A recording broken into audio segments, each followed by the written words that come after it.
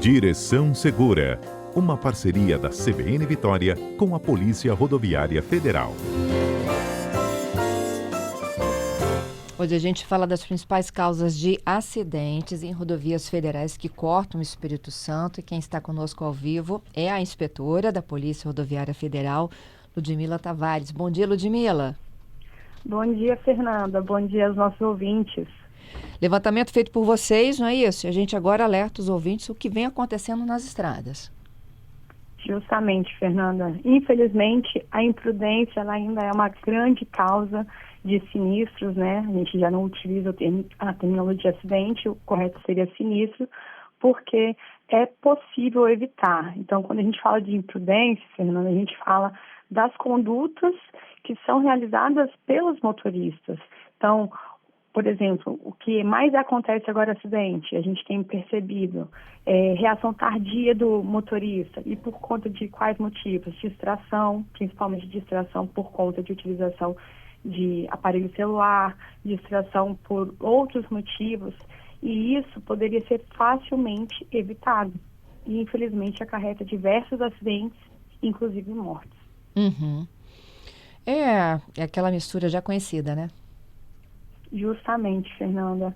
E a gente tem intensificado as ações educativas como forma de mostrar para o condutor que a atitude dele é a principal chave para a redução dos acidentes, no caso dos sinistros, né? Então, não utilizar aparelho de celular durante a condução do veículo, prestar atenção na via em todos os sentidos. É muito comum os condutores, quando vão fazer qualquer tipo de conversão, infelizmente falam que olha apenas um retrovisor ou não reparou que havia outro veículo atravessando.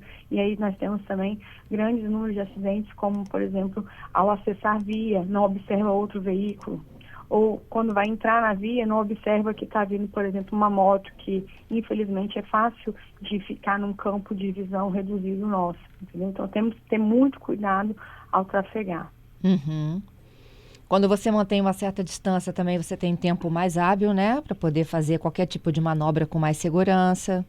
Justamente, Fernanda. Quando você está trafegando numa rodovia, normalmente você está numa velocidade maior, né? Então você precisa manter uma distância que nós chamamos de distância de segurança do veículo à frente. Por quê? Porque numa eventual frenagem brusca do veículo à frente, você consegue também frear. Então, quando a gente tem um grande número de reações tardias, normalmente são questões de engavetamento, são questões de falta de atenção, e aí as pessoas não conseguem frear a tempo. Uhum. E essa, por exemplo, a falta de distância segura do veículo da frente foram 162 casos. Justamente, 162 casos. É muitos casos por uma questão que seria facilmente tratada, né? O que é essa distância segura? Você precisa, no mínimo, enxergar que o outro veículo, os pneus do outro veículo, né? No mínimo isso. O que a gente costuma falar, que se você não tem condições de verificar, ou com segurança, ou com mesmo prática, né? Você sempre fica um veículo atrás daquele veículo que está à sua frente. Ou seja, você vai, como motorista, conseguir ver as rodas traseiras, ver todo o veículo, não vai estar grudado. Você imagine que tenha um outro veículo, no mínimo, entre o seu veículo e o que está na frente. Não é isso que a gente costuma ver, né? As pessoas hoje estão sempre com aquela pressa, estão atrasados, naquela correria, e sempre andam grudados com o veículo que anda à sua frente. Principalmente nas rodovias, que são pistas simples, porque a pessoa está a todo momento tentando fazer ultrapassagem. Verdade. Então, na cabeça dela, seria interessante ficar bem grudado, porque na primeira possibilidade vai fazer ultrapassagem. E normalmente isso causa acidentes, porque quando você está muito grudado, qualquer frenagem brusca do veículo à sua frente, você fatalmente vai bater na traseira. Uhum. Quando a gente estava falando há pouco, né? Você chamou a atenção ao uso de equipamento, de celulares, eles geram a reação tardia da gente, né? Ou ineficiência do condutor, que é o top ali de número de infrações.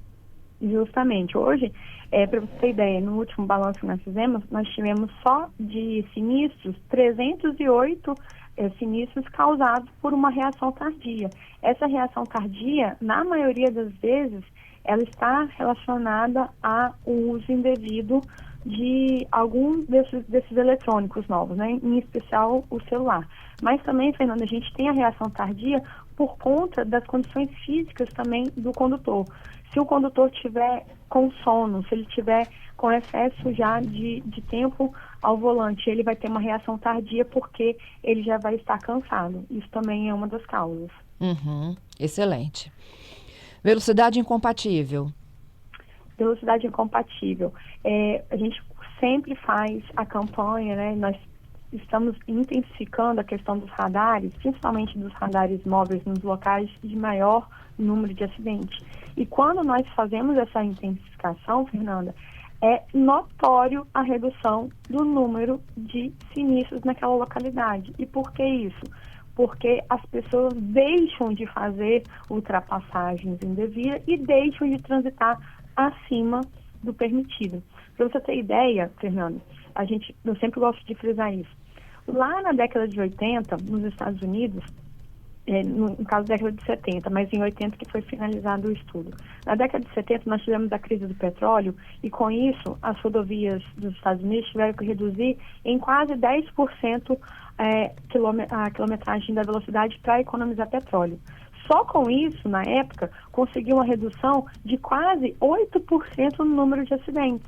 Então, na década de 80, foi possível verificar que a redução em 10 km por hora, mais ou menos, seria possível a redução proporcional no número de acidentes em quase 10%. Isso é muito, porque você vai salvar vidas, você vai evitar que pessoas estejam utilizando o Sistema Único de Saúde e assim aumentando, agravando a questão da saúde e também a questão do trabalho, porque pessoas não vão deixar de se acidentar e vão continuar na sua jornada de trabalho. Não vai ter um impacto em toda a cadeia. Isso é importante, é isso que nós queremos, que as pessoas não se acidentem e continuem a utilizar as rodovias de forma segura. Mudança de velocidade incompatível, 130 casos, gente. Aí eu vou para mudança de faixa sem atenção. Você me disse do problema também de não olhar os dois retrovisores, né? Justamente, infelizmente... Vai entrando, né, Ludmila? Vai. A pessoa, muitas vezes, ela fala assim, não, mas eu dei seta.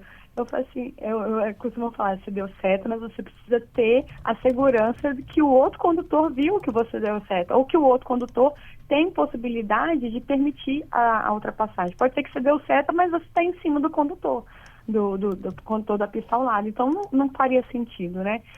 Isso é também uma das grandes falhas, vamos dizer, na hora de você trafegar. E, por falar em falha, tem falha mecânica também que leva a problema. Sim, falha mecânica. Mas você pode ver, Fernando, de acordo com as nossas estatísticas, falhas mecânicas e elétricas, normalmente as falhas mecânicas são atreladas a questões de freio ou questão de embreagem. Mas nossa maioria é freio. São poucos os casos dentro da imensidão que a gente tem dos outros que foram constatados. Para você ter ideia, de uma forma geral, tanto a nível Brasil quanto a nível mundial, 90% dos casos, dos acidentes que são causados por fatores humanos. As falhas mecânicas acabam, dentro desse contexto de forma geral, como eu estou falando, sendo apenas 10% dos casos. É preciso ter a manutenção devida do carro? Óbvio. Então, você está com o seu carro em dia, com a manutenção periódica, principalmente a questão dos freios, dos pneus, a visibilidade, tudo isso é importante. Mas no caso da falha mecânica, na maioria das vezes, é a questão dos freios, que são o grande causador. Eu já tenho aqui algumas perguntas para você, mas eu queria só fechar para a gente... tem mais 2 itens para a gente fechar, Sim. né? É ingestão de álcool e o avanço do sinal vermelho. Sim, ingestão de álcool a gente tem feito bastante campanhas para reduzir isso. Inclusive agora nós vamos ter a Operação Carnaval, vamos intensificar as fiscalizações de alcoolemia em todas as rodovias federais e vamos dobrar o nosso efetivo durante o Carnaval e próximo a ele. E o avanço do sinal, infelizmente as pessoas ainda não se habituaram a conduzir de acordo com a legislação, né? Acha que vai dar tempo, amarelou, em vez de frear, a pessoa acelera e acaba gerando, no caso, os acidentes mais graves, né? Porque quando há, por exemplo, colisões transversais, principalmente com motos. Isso aí. Vamos para os ouvintes? Sim, claro. Ó, pergunta de um aqui. Tem duas percepções e uma pergunta, tá? Vou falar aqui do Giovanni. Atualmente, o que me assusta no trânsito, Ludmila, é a velocidade com que os motociclistas usam o corredor. Sim, o corredor, a gente sempre fala, o corredor é o nosso grande problema. Por quê? O motociclista ele só pode trafegar no corredor quando os carros estão parados. E, infelizmente, não é isso que é feito. Os motociclistas trafegam em alta velocidade com os carros parados ou com os carros em movimento. O que acontece? Se eu estou trafegando como motorista e só de eu jogar o meu carro para o lado, ou só de eu fazer um leve movimento com o meu veículo, eu fatalmente vou pegar o motociclista, entendeu? Então isso é muito, muito grave. Por isso que, infelizmente, o maior número de sinistros que nós temos são com motociclistas, porque nesse ponto eles são, em sua maioria, imprudentes. Trafegam em alta velocidade nos corredores e em momentos inadequados. Uhum. Motoristas não respeitam a distância de segurança entre um veículo e o outro. Essa é a participação do Carlos. Verdade. E o Alex, ele diz o seguinte: sempre ouvi dizer que o último é quem paga tudo em um engavetamento. Procede essa informação?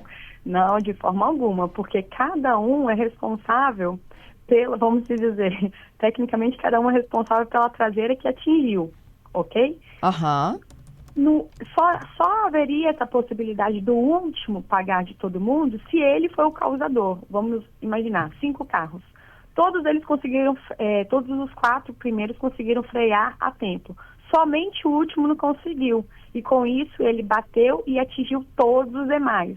Ou seja, ele fez como se fosse uma impulsão da frente. Aí sim.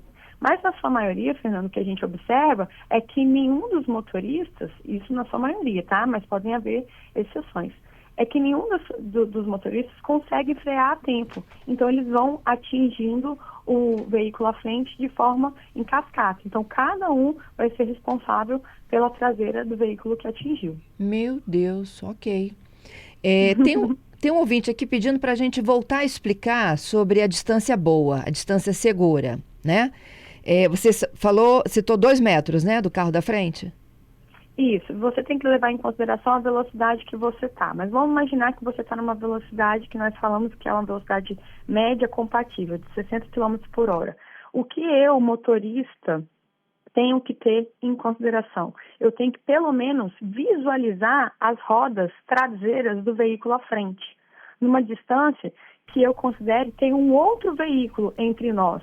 Porque quando eu consigo visualizar o veículo à frente e eu consigo, pelo menos pelo tamanho, como você falou, 2 metros, normalmente é mais, né? Um veículo tem mais de 2 metros, dependendo.